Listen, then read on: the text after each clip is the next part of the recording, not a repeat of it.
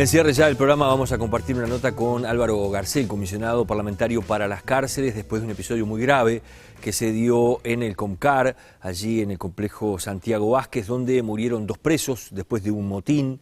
Ya están identificados, después vamos a dar algún otro dato, quiénes fueron los policías que intervinieron desde una azotea de un módulo vecino y que dispararon con munición letal, o sea, con escopetas que tenían cartuchos, dentro de esos cartuchos balines de metal que terminaron matando a 2 presos y dejaron a 2 gravemente heridos. En un principio se dijo que había sido un enfrentamiento entre los propios presos, pero después se fue aclarando la situación. La justicia todavía no dio a conocer un fallo sobre la situación de estos policías que están comprometidos, pero ya están identificados y se ha ido cerrando el círculo, lo vamos a ver en esta nota.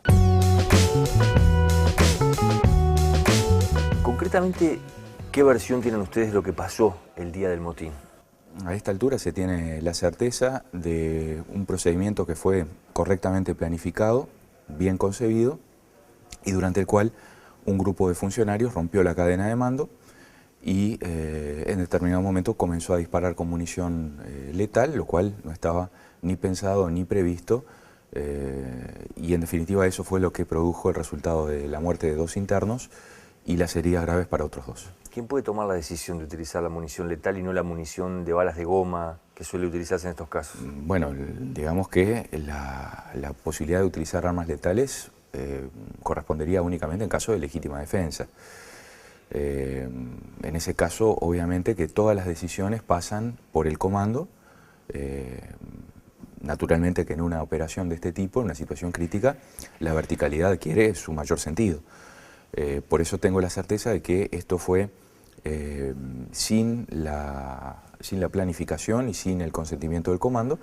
Y por otra parte, la apreciación sobre la actividad de algunos funcionarios no implica un juicio a todos.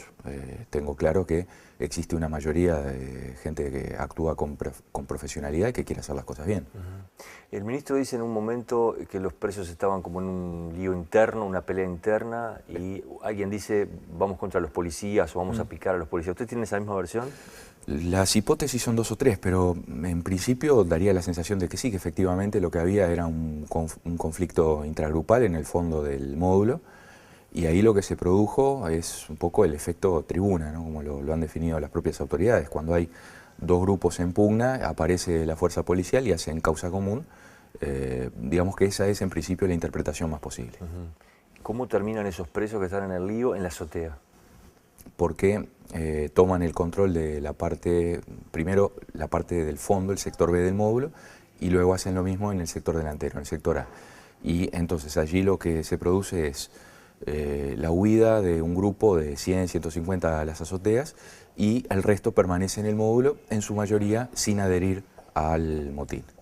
Lo que de alguna manera también tiene que ser tenido en cuenta a la hora de apreciar la decisión de entrar por la noche al módulo, a diferencia de otros operativos, por ejemplo, en abril del año pasado en los módulos 4 y 5, o en agosto de este año en el módulo 2. Pero si se espera, ¿no se corre el riesgo de que se rompa todo el módulo como ya ha pasado? Por eso mismo. En este caso había 2 argumentos, 2 razones para tomar la decisión de ingresar, y yo en el informe sostengo que son razones válidas las 2.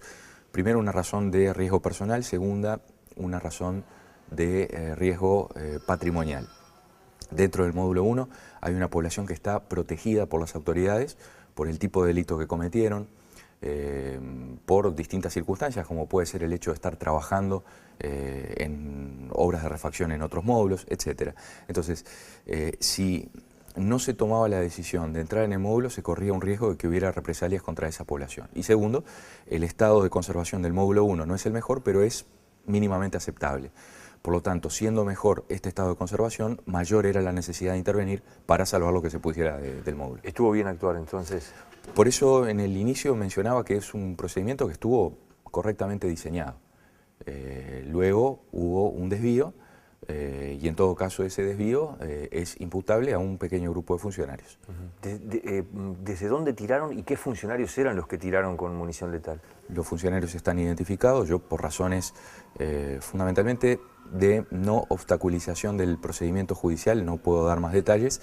Estaban, por lo menos en el caso de aquellos que dispararon mortalmente, estaban en las azoteas del módulo 2 donde habían sido enviados por una cuestión de prevención. Más que nada para evitar que gente del módulo 1 pudiera pasar hacia el módulo 3. ¿Es tan fácil pasar de un módulo al otro allí en el CONCAR? Sí, naturalmente que por el terreno, desde luego que sí.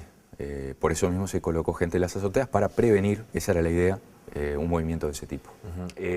Supuestamente a nivel de la justicia nadie asume el tema de haber disparado con munición letal. Sí, sí, pero ¿es así? Es lo que ha trascendido. Yo naturalmente no tengo acceso al presumario, a esos detalles, pero al mismo tiempo tengo la sensación que el juzgado, el doctor Pereira y el fiscal interveniente, el doctor Enrique Rodríguez, vienen trabajando muy bien en una especie de técnica de círculos concéntricos, es decir, achicando el campo de apreciación desde dónde partieron los disparos y quiénes fueron los responsables. ¿Hay cámaras dentro de un penal de estas características? ¿No serían necesarias cámaras para registrar lo que es la acción de la policía y de los propios presos? Bueno, desde luego que sería necesario, sería un elemento de garantía, pero la verdad es que en módulos que están en un estado de conservación que varían desde lo regular a lo bueno, en algún caso, en el caso de los módulos nuevos, no se cuenta con esas cámaras todavía. Sí hay cámaras en otras áreas, en áreas comunes. Ahí no hay cámara ninguna. No, y además en medio de la oscuridad era difícil. De todas maneras, hay procedimientos de requisa que se filman, eso es correcto. Yo entiendo que un procedimiento de esta naturaleza también podría ser filmado. ¿Qué pasó con el otro preso que murió horas después? ¿Tiene que ver con ese episodio que se dio en el motín o no? No. En el caso del interno que falleció en el módulo 10 es un hecho aparte, individualizado y en todo caso corre por un trámite separado.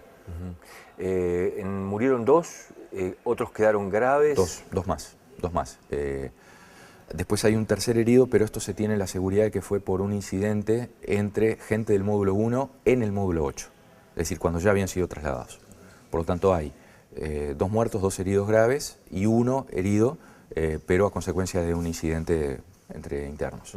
Yendo más a la visión de la gente de lo que pasó, y ya para ir cerrando, hay gente que dice, bueno, si generan un motín, es problema de ellos después lo que termina pasando. ¿Te queda esa sensación de como que la gente, estos temas de repente no le dan ya relevancia a esta altura por el tema de la inseguridad que puede haber en la sociedad y demás? ¿Qué lectura haces y qué tipo de discurso hay que manejar? No, tengo una lectura un poco distinta. Yo creo que si las cárceles se vuelven violentas, corruptas, si se fomenta lo peor en lugar de apostar a la rehabilitación, en definitiva se está complicando la seguridad pública de futuro.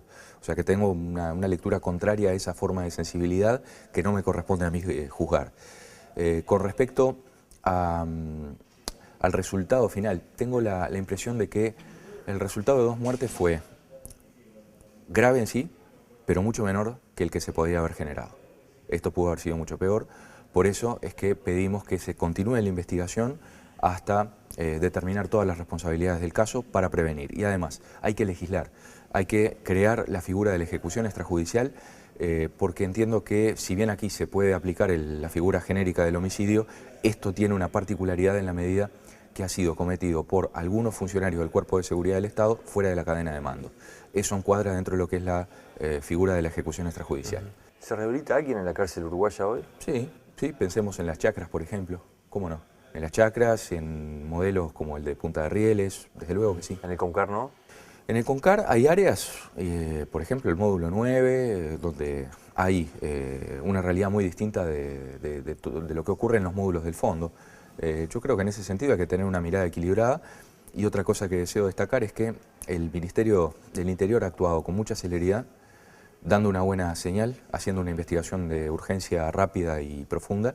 Y lo mismo tengo que decir con respecto al comando del Instituto Nacional de Rehabilitación, que colaboró ampliamente en toda la indagatoria. De cualquier manera, las primeras versiones que se dieron del hecho fueron bastante erradas o bastante equivocadas. Eran confusas y por eso, aún encontrándome por razones de trabajo fuera del país, a mí me parecía importante dejar planteada la posibilidad de que esto fuera un resultado directo de la acción de agentes de seguridad. Por lo tanto, los hechos han dado un poco la primacía a ese escenario que en principio no lo teníamos con certeza, pero parecía importante despejar inicialmente esas versiones un poco confusas. Te agradezco mucho. Muchas gracias. Vamos cerrando por aquí Poder Pensar, algunos datos más de este episodio que se dio en el Comcar. La justicia todavía no ha fallado. Quienes están bajo la lupa son 7 u 8 escopeteros, se les llama, que es personal de la propia cárcel, del sistema carcelario que traslada a los presos de una cárcel a otra o dentro de una misma cárcel, que fueron quienes dispararon con munición letal. Además, ya está determinado quién fue el jerarca que permitió justamente la utilización de este tipo de armamento, que no se utiliza por lo general en los motines. Sí se utilizan, por ejemplo, balas de goma, si es que son necesarias. El juez Pereira se espera en los próximos días tenga ya una resolución sobre la situación de estos guardias que actuaron allí en el Comcar. Nos vamos, nos reencontramos la semana que viene aquí en Poder Pensar, los esperamos.